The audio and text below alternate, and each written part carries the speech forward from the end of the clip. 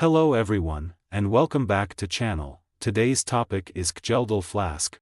So, where did the Kjeldahl Flask get its name? It's named after Johan Kjeldahl, a Danish chemist who developed this unique method in 1883. He designed it to determine the nitrogen content in organic compounds, which was groundbreaking at the time. Today, Kjeldahl's method is a gold standard in nitrogen and protein analysis, especially in the food and agricultural industries.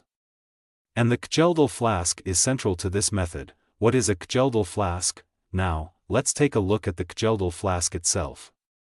The design is pretty unique. Unlike most lab flasks, which have round or conical shapes, a Kjeldahl Flask is bulbous with a long neck.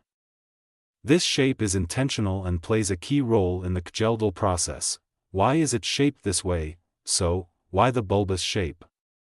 This wide, rounded body allows for even heating and minimizes the risk of bumping. Bumping is when a liquid boils too quickly and creates splashes or bubbles, which can ruin an experiment.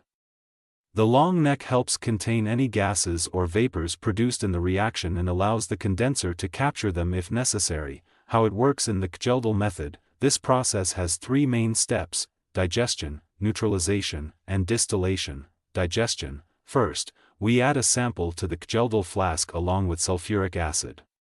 The sulfuric acid breaks down the organic matter and converts nitrogen in the sample to ammonium ions. We also add a catalyst like copper sulfate or potassium sulfate to speed up the reaction. Neutralization: once digestion is complete, we add a strong base, like sodium hydroxide, to the mixture to neutralize it.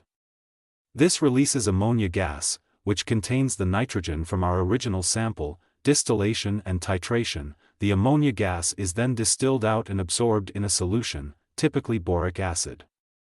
From there, we can titrate the solution to measure how much nitrogen was present in the original sample. Safety precautions: because we're working with strong acids and bases here, safety is super important. Always wear proper safety gear, including gloves, goggles, and a lab coat. Make sure you work in a well-ventilated area or under a fume hood, as the digestion process releases sulfuric acid fumes which can be hazardous if inhaled.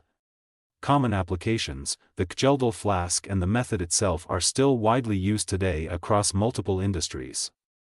In food science, it's crucial for protein analysis in foods, especially to verify nutritional labeling. It's also used in agriculture to measure soil nitrogen levels, which can help improve crop yield. And environmental labs use it to measure nitrogen levels in water, which is essential for understanding pollution. Tips for handling and cleaning: if you're working with a Kjeldahl flask, you'll want to clean it thoroughly after each use. Sulfuric acid and the other chemicals can leave residues that may interfere with future analyses. Using warm water and a cleaning solution specifically designed for lab glassware works best. Handle it carefully to avoid any cracks or chips. If you found this video helpful, give it a thumbs up, subscribe, and hit that bell icon to stay updated. Thanks for watching, and see you in the next video.